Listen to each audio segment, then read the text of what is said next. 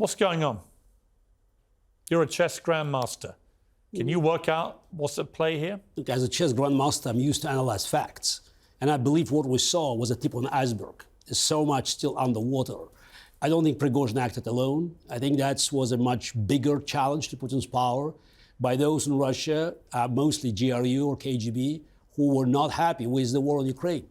Don't forget, Russia is a mafia state, and there's so much money is at stake. And Putin basically is a liability for those who have been doing this business with hundreds of billions of dollars. Maybe we should look for answers for Prigozhin operation in Africa. I mean, we don't know enough, but what we know is that Putin's regime looked at the facing first real challenge as a Hollywood decoration. Just big decorations, nothing behind it.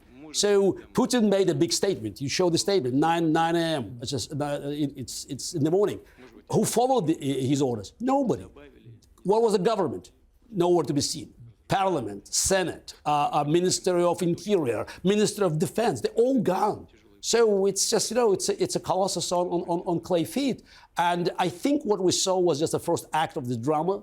I would not trust, the stories about these deals, because again, I think there's so much is behind the scene, and was all about, I believe, commercial interests. But what is important is the way Prigozhin troops were received by Russians. I think it's more about corruption, because the name of the Prigozhin's operation was March for Justice. And I think it's the people instinctively demonstrated.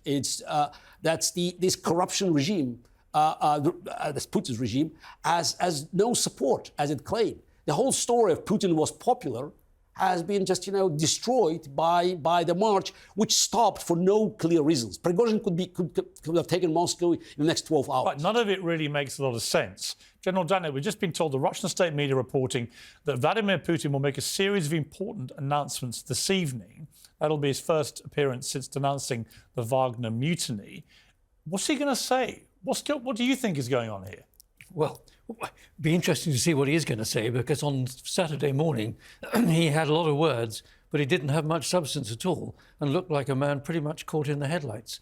So unless he's reinvented himself something clever, I think we're going to see more of the same. I think whichever way you look at it, he is now a weakened man. And what Prigozhin's extraordinary sort of march for justice towards Moscow showed was that Putin's got very little support. Where was his army? An army in an armed mutiny situation like... Where were they? ...can do one of two things. It can oppose the mutineers, or it can do nothing. They chose to do nothing. Right. And this actually speaks volumes. Even the... Is it the beginning of the end of Putin? Historically with Russia, when this thing happens, this kind of march, if you like, or assault on whoever's running the country, tends to be the end pretty quickly. I think it's very much related also to what is going on in the battlefield in eastern Ukraine. And I think that's an extraordinary set of circumstances. The counter-offensive, which has been talked about for a long time, well-equipped, well-trained, well-prepared. A lot of preliminary operations have been going on. There will come a point, at a point in time and space, I don't know where or when the Ukrainian forces feel they've found some weak spots. And that's when they'll press with their attack brigades, and then anything could happen. How diminished militarily are the Russians in Ukraine right now without the Wagner group? Well, they are diminished because there's 25,000 or so fighters that were fighting. They were fighting side by side with them in Bakhmut until they've withdrawn. So numerically, the Russians are weaker. Also, the senior command and control from General Gerasimov down, that's now got question marks over it. How much authority can he actually deploy? And then, of course, you come to the Russian soldiers themselves. Most of them don't really want to be there. Right. They're poorly equipped, poorly trained, very poorly led at low level. Yes, they've got wonderful defensive positions, but if those defensive positions can be cracked into, then, frankly, anything could happen.